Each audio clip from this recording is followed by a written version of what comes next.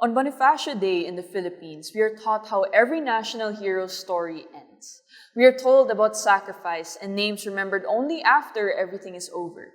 And maybe that's why, when I was 16, standing at the edge of a rally, I was told not to attend, because they already knew how the story could end. Attending rallies is not a popular choice in my country. It was not even seen as a good one. For some, it was reckless. For others, unnecessary. And for many, especially for someone my age, it was not a choice at all. It was something you were expected to avoid. Because in our country, people who speak are not always heard. Sometimes they are judged. Most of the time, they are silenced. This is something Filipinos understand without needing it explained. It lives in the way we hesitate before we speak, in the stories we hear, and in the ones we are careful not to tell.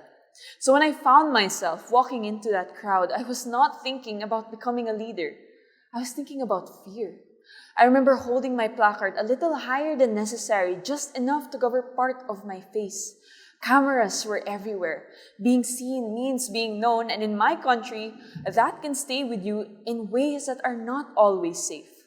At that moment, leadership felt like standing in a crowd, hearing chants I did not fully understand yet, and choosing to listen anyway.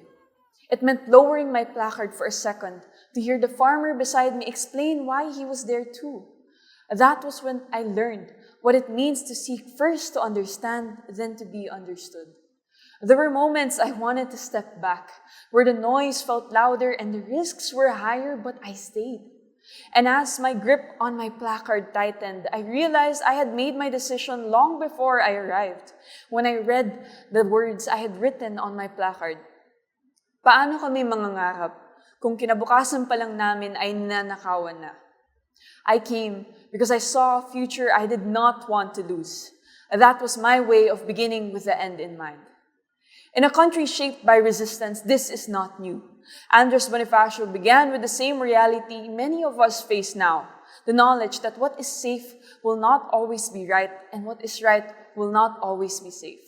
The difference is that today, more of us are beginning to understand that we are part of that story. It is not that the fear fades. We just stop carrying it alone as leaders. In the Philippines, we are taught that a hero's story ends in sacrifice. At 16, at my first rally, I thought I knew how mine would end. But the ending of a hero is not the fall. It is the rise of the next one who chooses to stand when it is not easy, even afraid, even at 16.